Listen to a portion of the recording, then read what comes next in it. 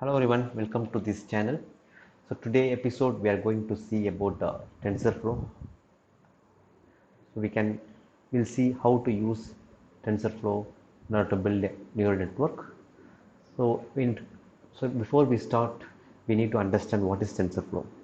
TensorFlow is an open source platform for creating and using a machine learning models, and it implements many of the common algorithms and patterns. Also, TensorFlow supports the various multiple languages like including Python, Shift, Java, and more. So today we are going to use Python for this model creation. So the process of creating a machine learning model, we call it as a training. This is where computer uses a set of algorithms to learn about the inputs and it's distinguish them for each other. For example, if you want a computer to recognize a cat and dog, you can use lot of pictures for both to create a model. So the computer will use the model and try to figure out what makes a cat and what makes a dog. So once the model is trained, the process of having it recognize or categorize a future input, we call it as inference. So there are multiple modules are there in TensorFlow, but we can get started with one simple neural network algorithm to create a machine learning model. So in order to install the TensorFlow, we have to use this syntax pip install TensorFlow. Here I am going to install 2.1.0. So when the only difference is here in Jupyter Notebook, we have to use this kind of syntax. In case if we are using any other framework or console, you have to give only pip install TensorFlow syntax. So if you see here, I already installed, and then I'll show you the version here. So the current version is 2.1.0. So if you want to learn more about the Jupyter Notebook, what are the syntax, what are the shortcuts are available. In the previous video, I have explained in more detail. So in that video, the video is dedicated only for Jupyter Notebook. I will share the link. You can just go through and you can learn about how to use Jupyter Notebook. So now we get started. So getting started with machine learning, as we saw earlier, you need data, and that data needs to be labeled. So in order to create a machine learning model, so I'm going to take a simple possible scenario in order to understand the neural network in the TensorFlow framework. Let us take this an example, x and y. So here we have x value is -1, 0, 1, 2, 3, 4, and y value is -3, -1, 1, 3, 5, 7. So when we see that, we can easily understand there is some pattern between these x and y. There is a relationship between x and y values. For example, here while x is -1, then y is 3. In the same way, when x is 3, then y is 7, so and so. So if you see, there is some pattern hidden inside these two kind of combinations. Probably you saw the pattern here is, we know the pattern here is like y equal to 2x minus 1. So this is a pattern for this x and y data. As a human, when we see these x and y values, might be take some time to understand the pattern between these x and y relationship. So finally we found that there is a pattern. The pattern is nothing but y equal to x minus 1. So if you put x value in here, you will get the y value. This is how this series will go on. In the similar way, we can use the machine learning process using TensorFlow framework. You can use some machine learning model to find the pattern between these x and y values. So we can write a code. So by using the TensorFlow keras, the program will find out the pattern for us, and it will tell you the value for y if you give the x as an input. So for that, first we need to import the TensorFlow. So here I have imported TensorFlow, and NumPy we are using for to store these numbers in a variable, and then also we need some keras API in order to import the sequential, and in order to create a layer we need to use this dense algorithm. So now let's create a model first, and then I will explain line by line. So here I am going to define a model. So if you see here, I am using a layer called sequential. Here also I am going to use dense layer. Dense means a set of fully connected neurons.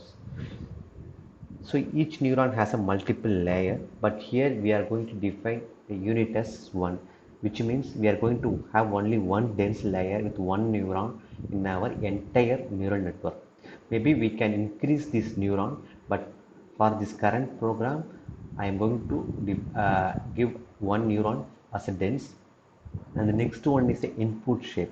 So you have to tell what shape of the input data is. So in our case, our input data is our x, it is just a single value, so we have to specify this shape. So that is the reason I have mentioned it's a 1, because we have only a single value as an input x, and then I am going to use only a single neuron that we call it as 1, and so I am going to use a dense layer, and I am going to use as a sequential one. So this is what it represent when we define a model. So next line is we need to create an optimizer and loss. Normally in machine learning, there are a lot of mathematics has going to be involved in the backend. If you have not done anything in machine learning before, you've probably seen that involves a lot of mathematics. And also calculus also is more in the backend. So in this scenario, the computer has no idea what the relationship between x and y. So it will make a guess. So in order to make a guess, we need to define an optimizer. So here we have to guess what is the relationship between x and y. So it has to make a multiple guess. So for that we need to use some optimizer. So here I just picked the appropriate optimizer to use for different scenario. In this case we picked SGD, which stands for stochastic gradient descendant. So it is a mathematical function. Actually this it involves some functions in the behind the model. So it will use some mathematical calculation in order to find the relationship between x and y. So every time when he tries some new sequence, it always compare with the losses. If the losses is high, again it will go for next guess. If the losses is minimum, again it will try to use the same function in order to minimize the loss. Over time, it jobs to minimize the loss. By doing so, the guessed format is closer closer to get the correct answer. That is how this whole model will work. Now we have defined model, it's sequential, single units with a single shape, and then also we define the optimizer and loss functions.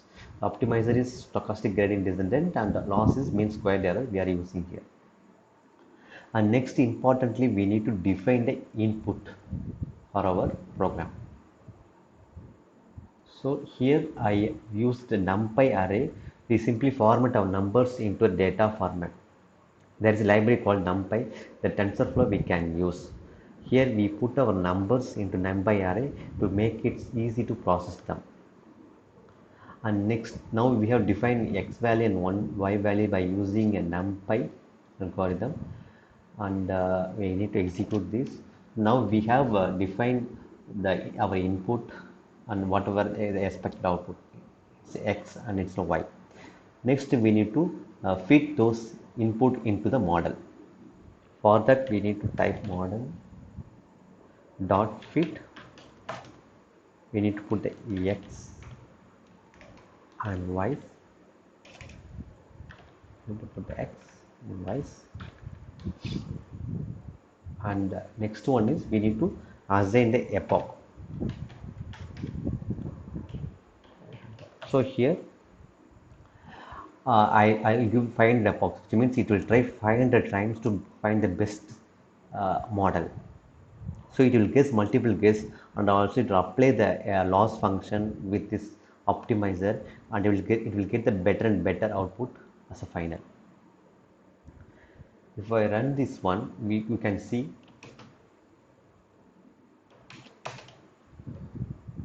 So it's running like multiple epoch.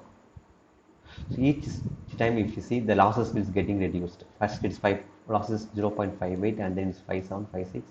For each iteration, the losses will get reduced.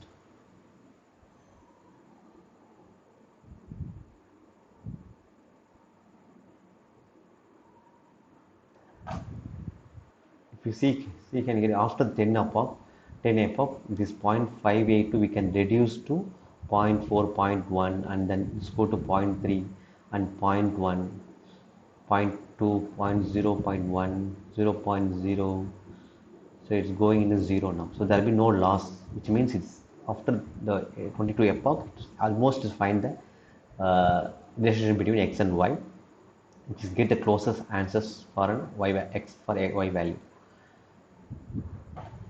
Now we have created a model. Now we are going to predict a new input as next for an y.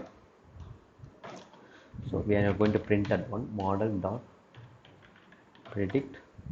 So I am going to give x value as 10.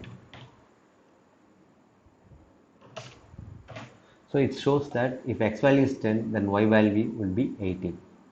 So if you see here, if you apply the formula y equal to 2x minus 1, so what will get? 2 into 1020 minus 1 will get 19, but we don't get the approximate value, we get like 18.9, which almost close to 19.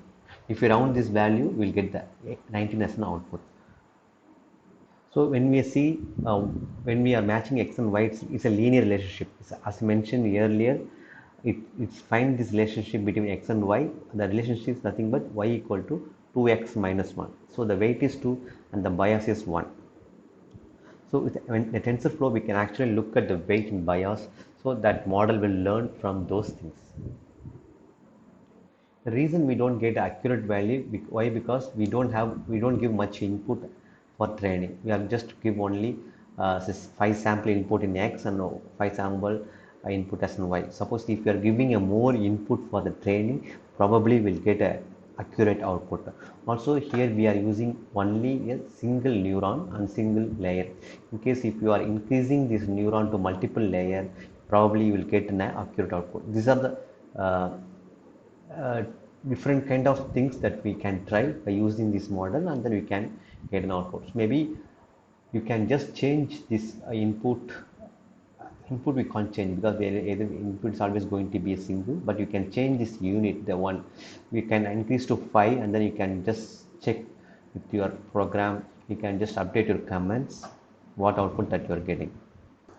Okay, also you can just try on your own. Now currently the model has only a single neuron in it. Neuron learn a weight and a bias. The relationship is y equal to 2x minus 1 that we want. Maybe you can run the code for yourselves and see what you got. You can increase the neuron, and I got like the value is 18.9 something when I ran it, but your answer may differ slightly because when the neural network is first initialized, there is a random element. If you increase the input or if you increase the neuron, you might get a different output. Okay, this is what I would like to share in this session. So now we have learned how to create a model by using TensorFlow framework. So using this framework, we can easily identify the relationship between x and y, and then we can find if we give an x value and the model will predict the y value. That's what we can see here. If I give the x as a 10, the model has predicted exactly the output is going to be a 19. Suppose for an example, again we can try. So here we have x value is 4. Now if I give value as 4, it's predicted as 6.